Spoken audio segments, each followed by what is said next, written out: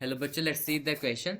So the question is saying assertion potassium carbonate cannot be obtained by Solvay ammonia process, and reason is saying potassium bicarbonate being fairly soluble in water does not precipitate in carbonation tower.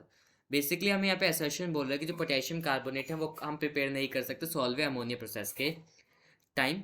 इसका reason क्या है, जो potassium bicarbonate है वो Fairlie soluble है, वो soluble है, इस वजह से वो क्या होगा, पार्टिसिपेट नहीं होगा। So what could be the key concept over here?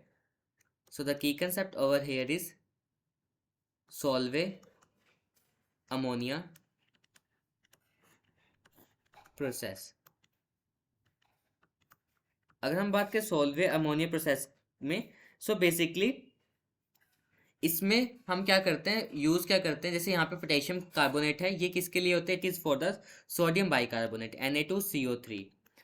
जो हमारा सोडियम बाइकार्बोनेट है वो इजीली पर्सिपिटेट कर जाता है and then we can get over it.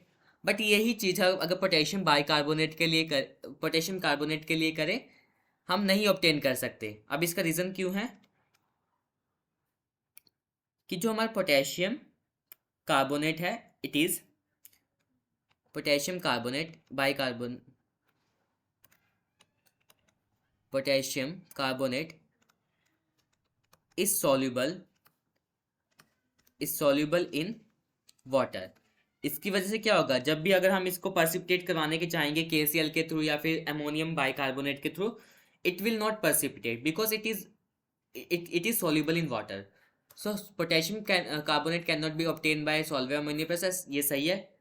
And the answer is saying, reason is saying potassium bicarbonate being fairly soluble in water does not precipitate in carbonation tower। Reason भी ठीक है, assertion भी ठीक है, and reason is the correct explanation of the assertion। Answer हो जाएगा ए। देखो अगर हमारा soluble नहीं होता, insoluble होता potassium carbonate as the sodium carbonate की तरह, तो क्या होता, तब तो हमारा कार्बोनेशन टावर में हमारा पोटेशियम कार्बोनेट पर्सिपिटेट हो जाता। But as it is soluble, so इस वजह से पर्सिपिटेट नहीं हो पाता, या चाहे वो KCl के थ्रू कह लो या फिर अमोनियम बाइकार्बोनेट के थ्रू। Hope this is clear to you. Thank you so much.